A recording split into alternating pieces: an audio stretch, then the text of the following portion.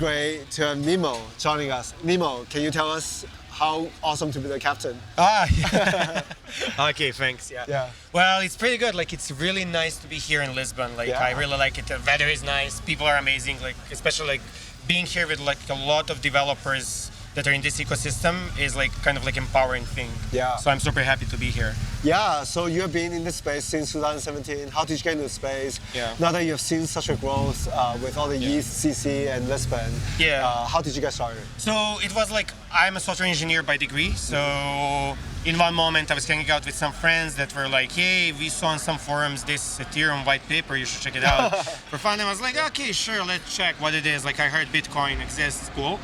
That then like it popped for me, like all of the possibilities to make decentralized applications was like, wow, this is so cool. Yeah. So yeah, like I started then like just like moving from the project to project to project, and that's kind of like cool. where we are today. And now tell us your new project. Yeah, so we just launched a couple of days ago a project called Tesseract, which is basically in collaboration with YEarn, and we are like a first YEarn incubated project.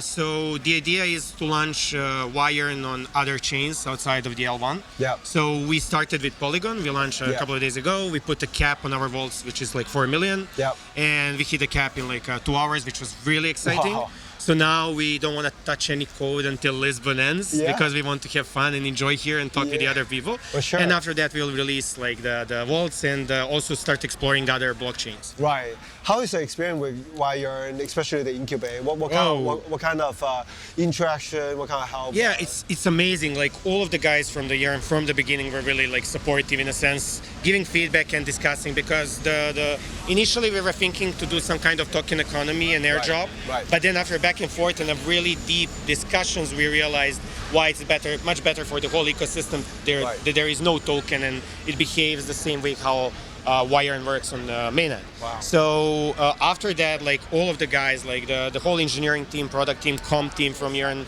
was really amazing. And like on every step, like you can support both like peer review kind of things and just giving advices on the pain points that they already experienced for like building for the last like whatever many months in the year.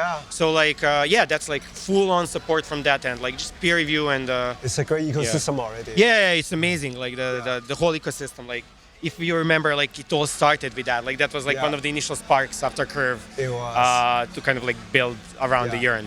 You also have seen the Polygon growth as well as like the whole EVM ecosystem now grown to that stage, right?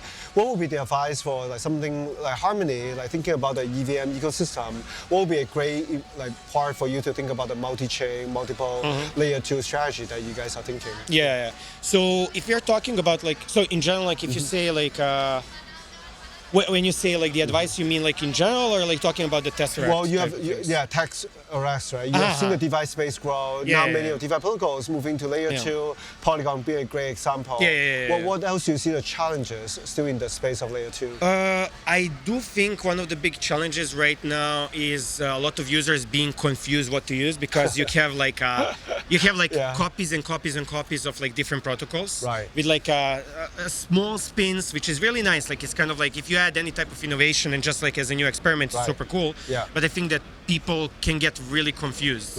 So like one of the things for us, I guess, is like a UI and user experience, right? So that would be one side. But like if we are talking about like what I believe that every blockchain kind of like has as a substance, which are like DEXs, AMMs, lending protocols, perpetual protocols, leverage lending, leverage yield farming, these kind of things. So like you have like whatever, Curve, Uni, Sushi, Alpha Finance, what else you need there? Insurance protocol, let's not forget insurance protocols. People are like aping the everywhere. Stack and DeFi logos. So I would say like from the DeFi side, that's it. And then on the other side is like trying to kind of like connect the gaming and NFT interactive world together with the blockchain. It's still such a big space to capture. Like, not just like that, I do believe that we don't have a clue where it will go from here. Like we have so many things that we need to explore, and some experiments will die, some experiments will grow, but that's like that's the beauty of the industry. The great thing is the mainstream gaming, even like fashion is coming into the space. Correct. Like I really like it. Like I like that we have like more experiments. I do have a high hopes of like finding some kind of decentralized social networks, and I think that a couple of teams are like already exploring that. That would be super awesome, because I do believe that that's like one thing that would like make really interesting things. Yeah, so that people are actually engaging on the platform rather than just purchase and buy and hope for speculation. Yes, exactly, exactly. Well, thank you so much today, Nemo. It was a pleasure. It's just awesome. It was a pleasure. Thank you again. Thank you for having me. Yeah, awesome. Enjoy, guys. Yeah.